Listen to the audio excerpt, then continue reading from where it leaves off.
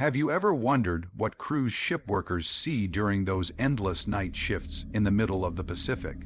The truth is darker than lost passengers or rough seas between Seattle and Alaska. Crew members have recorded navigation screens showing places that shouldn't exist, strangers appearing in empty cabins, and fog so thick it feels like time itself slips apart inside it. I'm Erie Hour, and tonight I'm sharing 10 accounts from people who worked or traveled these routes. Names and details have been changed to protect them, but every story you're about to hear is real.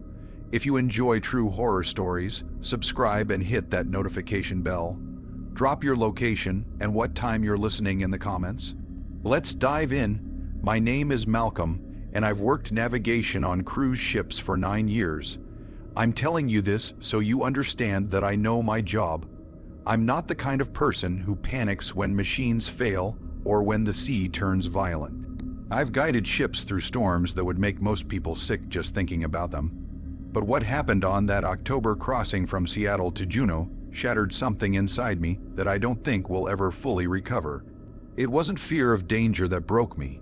It was realizing that everything I trusted, everything I built my life around, could simply lie to me. We left Seattle on a Tuesday evening, right on time. The ship was one of those luxury liners packed with tourists hoping to catch the last views of Alaska before winter. Passengers crowded the rails, taking photos as we pulled away from the dock. I remember thinking it would be an easy trip. The forecast looked fine. The route was familiar. My shift didn't even start until midnight. I spent the evening in my cabin reading, trying to ignore the constant low vibration of the engines. That steady hum you never really get used to no matter how many years you spend at sea. When I stepped onto the bridge at midnight, Jensen was finishing his watch. He's solid, careful, calm under pressure, the kind of officer you want beside you when things go wrong. He handed everything over without mentioning a single issue. Autopilot was on, course was steady. All the systems showed we were exactly where we were supposed to be. About 40 miles northwest of Vancouver Island, heading up through Queen Charlotte Sound. Jensen left, and I settled into the quiet rhythm of the night watch. Check radar, watch the GPS, scan the dark horizon, write down time and position, over and over, calm and automatic. There's a strange peace in being alone on the bridge at night, with nothing but glowing screens and black water in every direction. The first problem hit around 1:30 a.m. I was logging our position when I saw the GPS numbers didn't look right. According to the screen, we were 50 miles inland, buried somewhere in the mountains of Vancouver Island. I assumed it was just a glitch. GPS fails sometimes, especially with heavy clouds or strange conditions. I switched to the backup system. That one showed us in an entirely different place, waters that didn't exist on any chart. Coordinates that put us hundreds of miles west in the open Pacific, where no cruise ship should ever be. My stomach tightened immediately. 2 GPS systems, 2 impossible locations. I checked the radar. It showed open water all around us, no land anywhere close, matching what I could see through the windows. We were clearly still at sea. I pulled up the electronic charts and started calculating our position manually using course, speed, and time since leaving Seattle. By dead reckoning, we should have been exactly where the original GPS had shown before it went wrong. But now both systems were spitting out nonsense. I called the engine room to confirm speed. Everything was normal. Engine steady, 17 knots just as planned. I checked the compass. It pointed north like it always should. That's when I looked up at the stars, trying to get a celestial fix the old way. My blood went cold.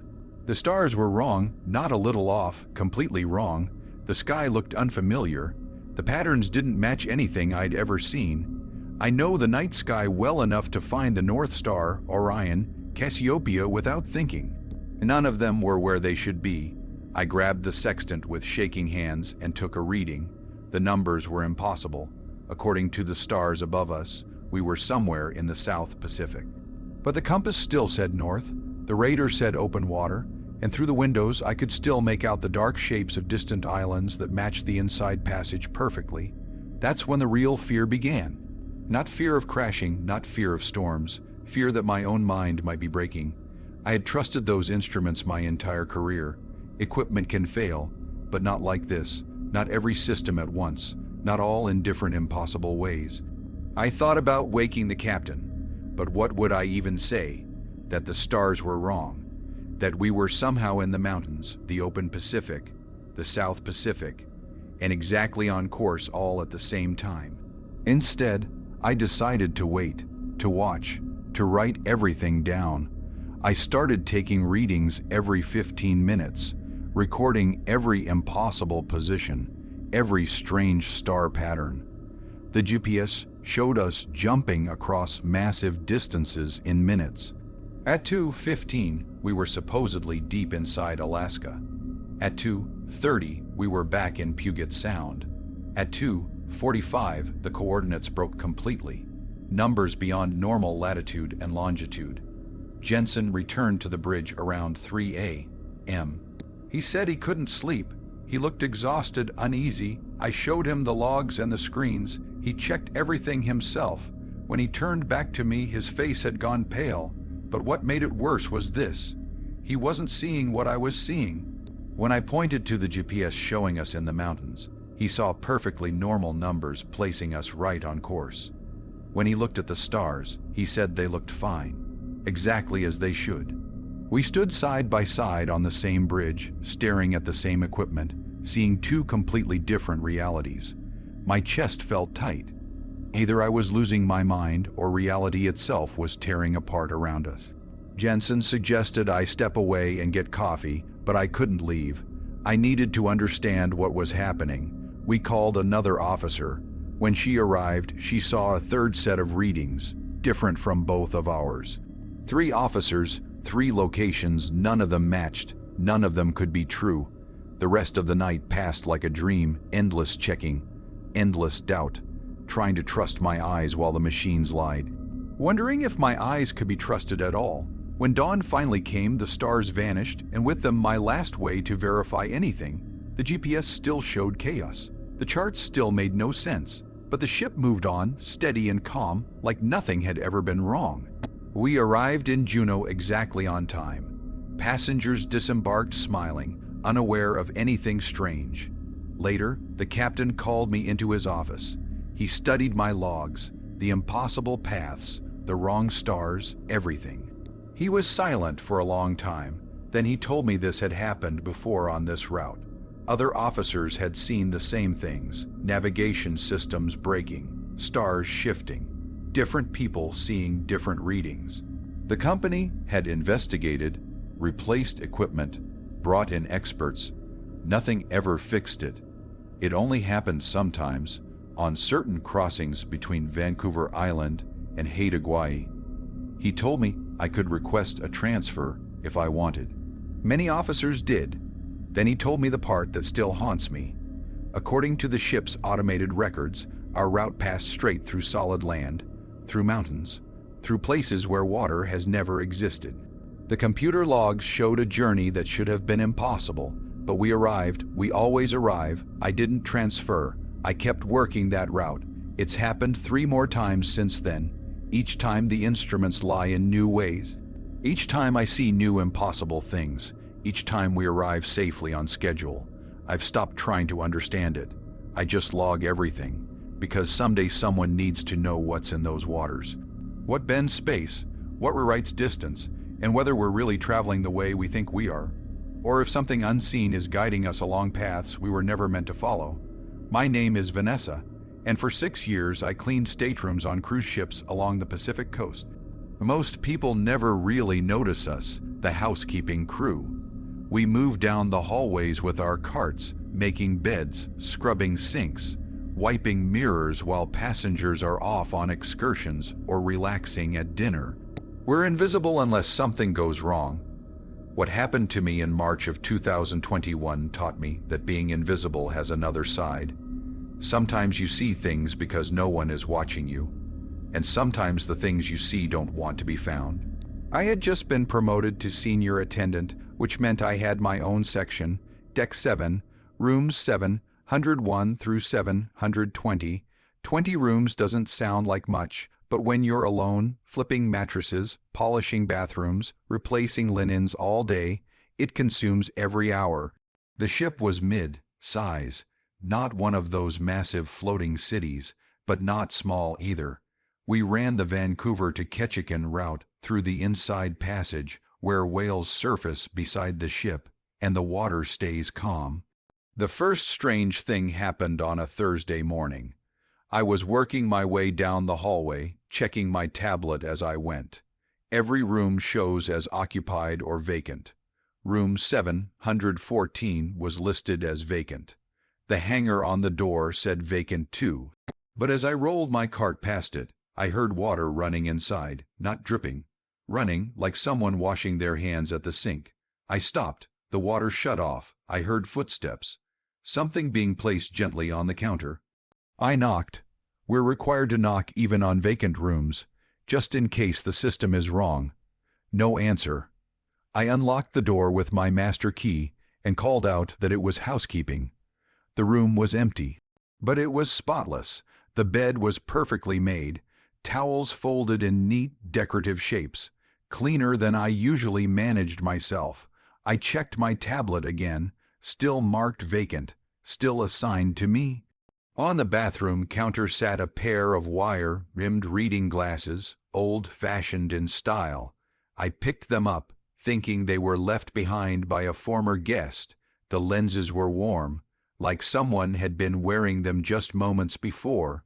A cold shiver ran through me. I set them down and backed out of the room, my heart racing. I found Chloe on Deck 5. She'd been at sea longer than me and knew all the strange habits ships develop. I told her about the water, the clean room, the warm glasses. She listened with tired patience and said, "Old ships make noise, pipes echo, sounds travel. Maybe the night crew cleaned it by mistake." She didn't mock me, but I could tell she didn't believe anything strange had happened. The next day, 714 was on my list again, still vacant. I stood outside the door for a full minute before knocking. This time there was no sound. I opened it.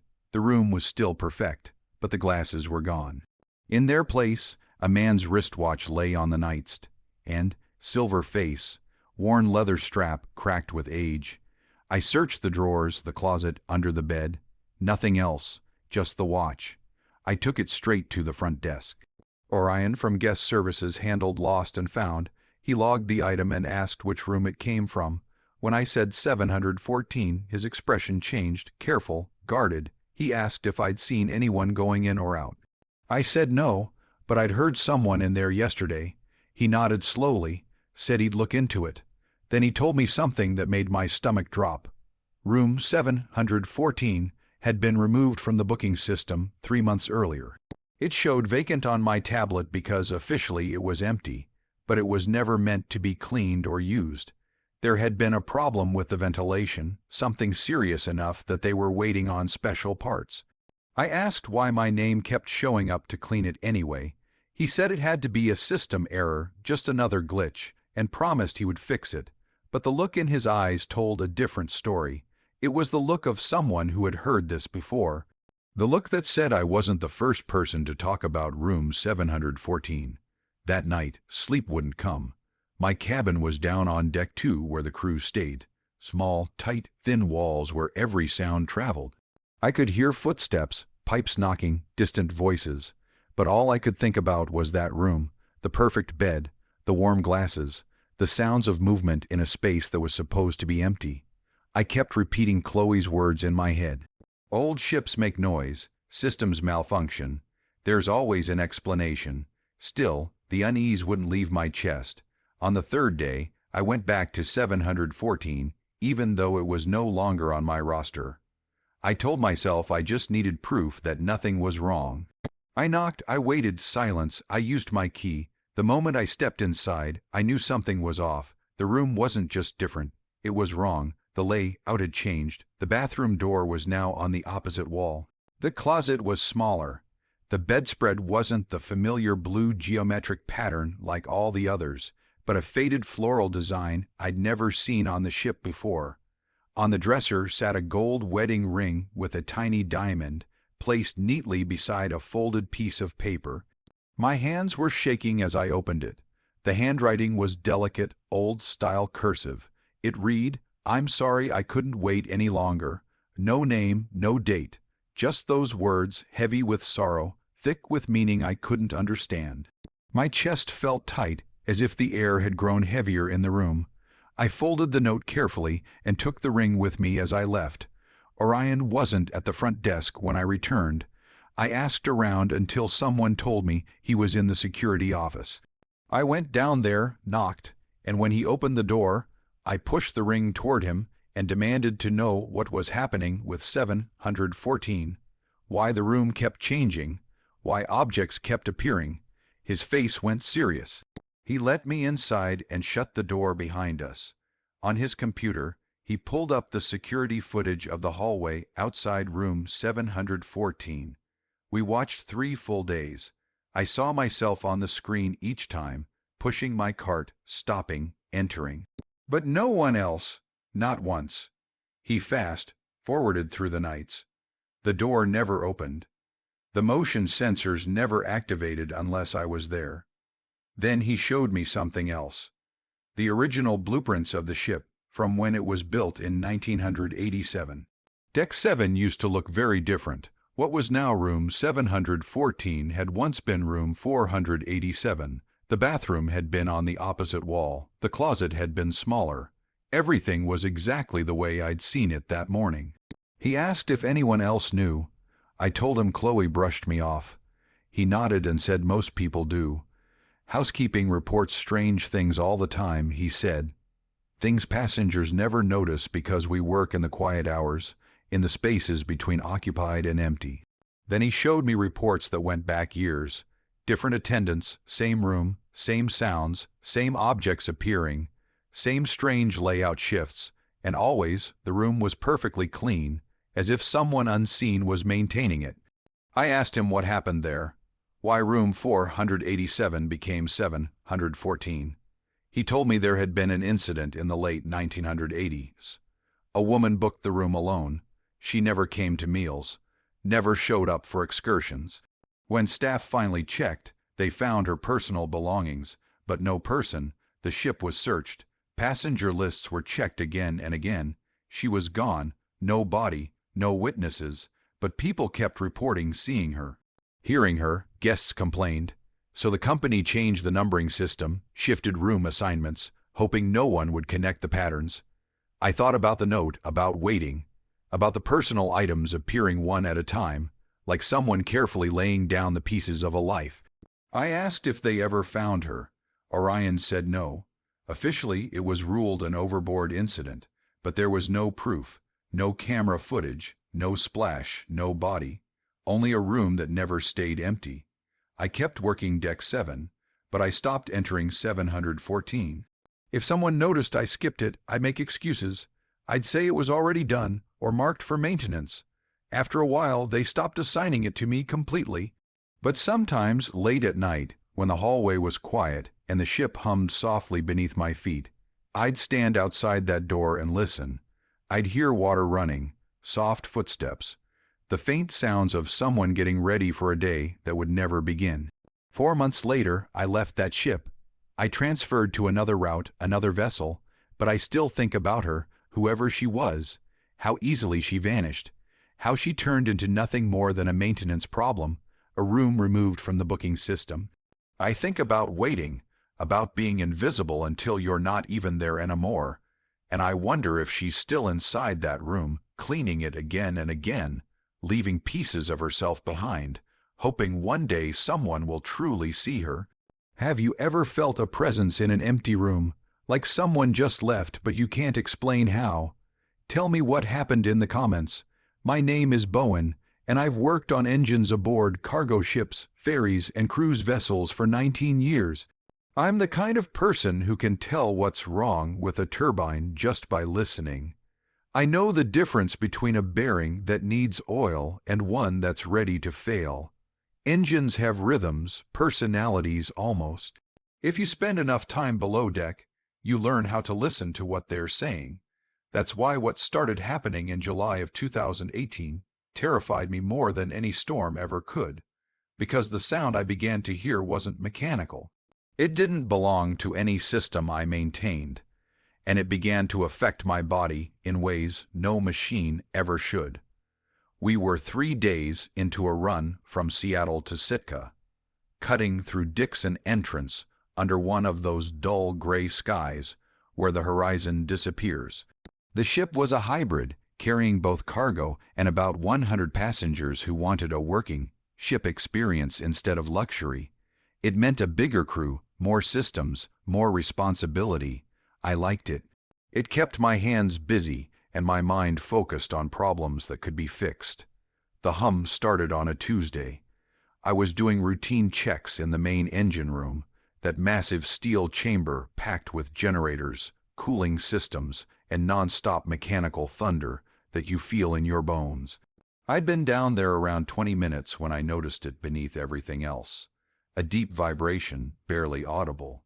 You didn't hear it as much as you felt it, like standing too close to heavy power lines. I froze and tried to track it down. Generators were normal, pumps were running smooth, temperatures steady, no alarms. I walked the entire space, listening, but I couldn't find a source. The sound seemed to rise from everywhere at once. I logged it in my notes and kept working. Ships make strange noises, metal shifts, vibrations travel through the hull. I assumed I'd find the cause later, but that night, when I lay in my bunk trying to sleep, I could still feel it. A slow pressure in my skull, a low frequency that slipped past my ears and sank straight into my head at 1 a.m. I went back to the engine room. Every gauge was normal, every system stable, but the hum felt stronger, heavier. It blurred my vision. It threw my balance off just enough to make me grip the railing. By Wednesday, the physical effects were worse. I woke up with a nosebleed, something that hadn't happened to me since I was a kid. All day, I felt strange and unsteady, like I was moving through thick water. Time didn't feel solid anymore. I'd check my watch and think only 10 minutes had passed, but it would say an hour. I'd be working on one task and suddenly realize I was standing in a completely different part of the engine room with no memory of walking there. At first, I thought I might be getting sick, maybe something with my inner ear messing with my balance. But I felt fine otherwise, no fever, no pain, just that constant pressure in my head and pieces of time slipping away that I couldn't explain. Thursday morning, I found Ashton in the auxiliary engine space just standing there, staring at the far wall. He was supposed to be checking fluid levels. I called his name twice before he finally turned around. His eyes looked far away, unfocused. I asked him if he was okay. He blinked a few times and said, "Yeah, just tired." But something about his face bothered me. There was a hollow look there, like something was missing. That night, I couldn't sleep at all. The hum had grown so strong it felt like it was inside my body, vibrating through every inch of me. Around 3:30 a.m., I gave up trying to rest and headed back down to the engine room. I thought maybe if I stood near it, I could finally figure out where the sound was coming from. The night shift should have been on duty, watching the systems, but when I arrived, the engine room was empty. Every machine was running perfectly. Every gauge read normal, but there wasn't a single crew member in sight. I was about to radio for help when I heard footsteps on the metal stairs. Slow, steady, more than one person moving together. I hid behind one of the generators and watched. 6 crew members came down the stairs, including Ashton. They moved like sleepwalkers. Their faces were blank. Their eyes were open, but it didn't feel like they were really seeing anything. They walked to the portside bulkhead, the steel wall that separates the engine room from the cargo hold, and they stopped. They stood in a straight line, perfectly still, facing the wall. No talking. No movement, just staring at the metal like it was showing them something I couldn't see. I checked my watch, 3:47 a.m. I stayed hidden, barely breathing, my heart pounding so hard I thought they might hear it over the engines. They stayed there for exactly 13 minutes. Then, all at once, like someone flipped a switch, they turned and went back up the stairs. Their movements were perfectly matched, cold and unnatural. As they passed close to me, I saw their faces clearly. Calm, peaceful, and every single one of them had dried blood beneath their noses. After they were gone, I stepped up to the wall they had been staring at. At first, it looked normal. Just steel plates, bolts, paint. Nothing strange. But when I placed my hand against it, the hum exploded through my body. It surged from the metal into my palm, up my arm, straight into my chest. My nose started bleeding instantly. I jerked my hand back, and the room tilted sideways. I dropped to my knees, struggling to breathe through the crushing pressure in my head. When my vision cleared, I was lying on the floor, and 40 minutes had passed, just gone, like it had been erased. I pulled myself upstairs and spent the rest of the night writing everything down. I took photos of the wall, checked the ship's construction records. That bulkhead had been there since the ship was built in 2003. Nothing special on paper, just structural steel separating compartments. But when I looked at the photos the next morning, my hands started shaking. There were marks on the metal. At first, they looked like random scratches. But the more I studied them, the more I saw shapes forming, symbols, strange patterns, angles that felt wrong to look at, like they weren't meant for human eyes. I went back down with stronger lighting. The marks were clearer now, deeper, sharper. I was certain they hadn't been there during the last inspection. I would have noticed. I measured them, documented everything, tried to understand what I was seeing. The symbols didn't match any language I knew. They didn't match any engineering markings or shipping codes. They were just there, and when I looked away, they seemed to shift, like they were rearranging themselves when I wasn't watching. That night, I forced myself to stay awake. I waited at exactly 3:47 a.m. They came again, the same crew, the same slow walk down the stairs, the same silent line in front of the wall. But this time I saw more. Their lips were moving, all of them silently mouthing the same words in perfect timing. No sound at all, and their hands were raised, fingers tracing shapes in the air that perfectly matched the symbols on the steel. I must have made a sound without realizing it because Ashton's head turned toward me. His eyes were completely black, not just dark from shadows, black like there was nothing behind them at all. He smiled at me, but it wasn't his smile. Then he turned back to the wall and continued whatever ritual they were performing. I ran. I don't care how it sounds. I ran up those stairs, locked myself in my cabin, and radioed the captain. I told him everything. He came down later, saw the symbols, checked on the crew. Every one of them had nosebleeds on their pillows. Missing time they couldn't explain, but none of them remembered ever going to the engine room at night. Most of them thought I was imagining things. I could tell the captain wanted to believe me, but what could he do? Turn the ship around over scratches on a wall and a sound only I clearly heard. We reached Sitka. I refused to work another shift on that vessel. I requested an immediate transfer. The company tried to convince me to stay, said they would send inspectors to check the bulkhead, but I already knew what they would find. Nothing, because whatever was in that wall didn't want to be found. It wanted to be felt, heard, experienced in ways that ignore logic and instruments. I still get nosebleeds. Sometimes, usually around 3:40 in the morning, I wake up tasting copper and find blood on my pillow. And I can still feel it even now, years later and thousands of miles away. That vibration, that hum, it's in my bones, in my cells, like it marked me, like I got too close to something human beings were never meant to sense. And now a part of it lives inside me. Last month I heard that ship was decommissioned. Structural problems, they said, issues with the hull, but I know the truth, they couldn't keep crew. Too many people started showing the same symptoms.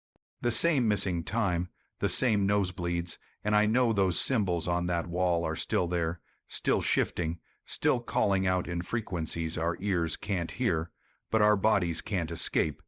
Have you ever heard a sound that you felt in your body before your ears registered it?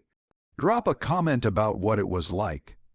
My name is Grace, and for 14 years I worked passenger services on luxury cruise lines. My job was making sure every guest had a perfect vacation, fixing problems before they became complaints, calming nerves when weather ruined excursions or plans changed. I was good at it, really good. I knew how to read people, how to settle angry guests, how to turn disappointment into relief. But in September of 2020, I faced something I had no training for at all. Multiple guests began complaining about another passenger who didn't exist. And the more I looked into it, the more I realized that some problems can't be solved with apologies and free champagne. We left Seattle on a Saturday for a 7-day inside passage cruise. Beautiful ship, clear forecast, mostly older couples celebrating anniversaries or retirement, the kind of trip that normally runs smoothly without effort. By Sunday afternoon, we were in the Gulf of Alaska, and that's when the first complaint came in. A couple in Suite 510 called about noise from the room next door, loud music at 2:00 in the morning, banging on the walls, a woman's voice, singing or maybe crying. They couldn't tell which. They said they knocked on the door to ask her to quiet down. What they got back was screaming. She told them to mind their own business, using language that shocked them. I apologized profusely and checked the system. Suite 512 showed vacant and had been vacant the entire voyage. I told them I would look into it myself. Maybe the suite number was wrong and the sound had come from somewhere else. On ships, noise can travel in strange ways. They seemed mostly satisfied, but the wife kept insisting she had clearly heard a woman's voice through the wall they shared. I went up to deck 5 and walked straight to Suite 512. I knocked. Nothing. I used my master key card. The suite was empty and spotless. The bed perfectly made, no luggage, no personal items. I checked the bathroom, the closet, the balcony. No one had been there. I made a note in my log about possible sound transfer from another cabin and moved on. Monday morning, 3 more complaints came in. A man walking his wife back from dinner said a woman from 512 had followed them down the hallway, getting too close, whispering things he refused to repeat. When he turned to confront her, she vanished. A woman getting ice said she saw someone in a nightgown standing outside 512 at 4 in the morning, just staring at the door. And another couple claimed a strange woman had joined their breakfast table without being invited, introduced herself as staying in 512, then left suddenly when they tried to talk to her. I checked the security footage. The hallway outside 512 was empty at the time the man said he was followed. There was no woman in a nightgown at 4:00 a.m. The breakfast cameras showed only the couple sitting alone at their table. And yet, all 3 reports described the same person, thin, dark hair, dressed in clothes that looked decades old. One guest said her face looked sad, another said angry, and the third said it looked wrong somehow, like a photo that never fully developed. I called a meeting with my team and asked if anyone else had heard about problems with 512. Kristen, one of the new coordinators, turned pale. She admitted she had taken 2 complaints the day before but hadn't logged them because they sounded insane. A woman claimed someone from 512 had been standing in her bathroom. Another said a stranger had been standing at the foot of her bed watching her sleep. Both described the same dark-haired woman. Both rooms were also on deck 5. That afternoon, I returned to Suite 512 with Tyler from security. We searched every inch. Nothing. Tyler checked the lock system. Nobody had accessed that door with any key card. No staff, no guests, not even maintenance. The room had been empty and locked since we left port, but as we turned to leave, Tyler stopped and pointed at the dresser mirror. In the reflection, faint but clear, were small handprints pressed against the glass from the inside. We both saw them, we both took photos, but when we looked directly at the mirror instead of the reflection, there was nothing there.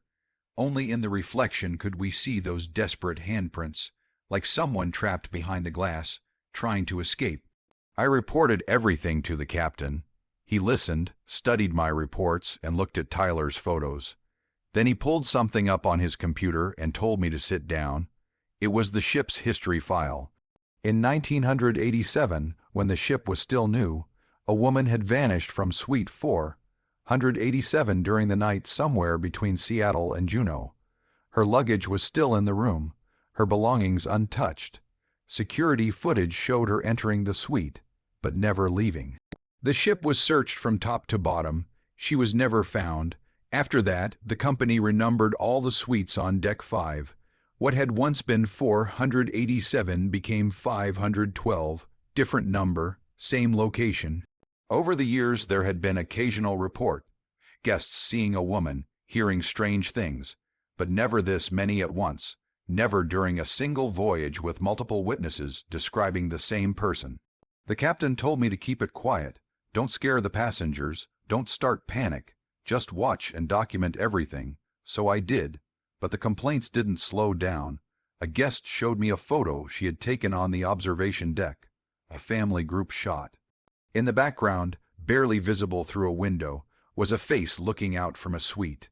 She counted the floors, counted the windows. It matched Suite 512, even though nobody was supposed to be there. Another guest, a professional photographer, showed me something that made my hands shake. He had taken artistic shots of the ship at sunset from 5 different angles over 30 minutes. In every photo, a woman stood in the doorway of 512's balcony. Dark hair, old-fashioned dress, her face turned directly toward the camera. He hadn't noticed her while taking the pictures. Only later, when reviewing them, he asked who she was, asked if I could arrange for him to photograph her properly for his project about lonely travelers. I couldn't tell him the truth. I couldn't explain that the woman he had captured so clearly didn't exist. I had personally checked that suite between 2 of his shots. The balcony door had been locked from the inside. By Wednesday, I had logged 17 separate incidents. Guests were getting nervous. Some asked to change rooms. Some asked questions I couldn't answer. Why did so many people see the same woman? Why did she look identical to everyone? Why Suite 512? I stayed calm on the outside, smiled, offered upgrades and spa credit, but inside I was breaking apart because I had seen her too. Tuesday night, I went to check 512 again, determined to find a logical explanation. As I rounded the corner, she was standing outside the door, solid, real, wearing a blue dress that looked straight out of the 80s. She was trying to swipe a key card over and over, growing more frustrated each time. I froze, I couldn't breathe. She turned and looked directly at me. Her face was exactly as the guests had described. Something wrong with it, like I was looking at her through water, slightly warped. She opened her mouth to speak, but no sound came out. Just a silent scream, then she flickered like a failing light and vanished. I ran. I actually ran down the hallway and found Tyler, dragged him back with me. The hallway was empty, but the door to 512 was open, standing wide open. Inside, the suite looked different. The furniture was older, the layout was wrong. A suitcase sat open on the bed, half packed on the nightstand, and was a framed photo, the same woman, younger and smiling, standing beside a man I didn't recognize. Tyler and I backed away slowly. When we looked again from the doorway, the room was back to normal, empty, modern, spotless. The suitcase and photo were gone, but we had both seen it. We had both watched it change. I wrote reports nobody wanted to read. The captain finally told me the truth. The company had seen this before. Some places, he said, hold on to events, hold on to people who vanished. Suite 512 was one of those places. They couldn't explain it. They couldn't fix it. All they could do was manage it, keep it off the booking system, and hope most voyages passed without incident. We finished the cruise. Most guests left happy, somehow. A few left reviews mentioning the strange woman, but corporate brushed them off as ghost stories. No one believed them, and I couldn't tell them the truth, that the woman in 512 was still there, still trying to unlock a door that led nowhere, still trapped between existing and disappearing, still appearing to anyone who looked at just the right moment. I don't work passenger services anymore. I can't. I can't smile and pretend everything is fine when I know some problems have no solutions. Some complaints can't be fixed with apologies or better service. Some passengers keep sailing long after they should have disembarked. If you've ever seen someone in a photo who definitely wasn't there when you took it, what did they look like? Share below.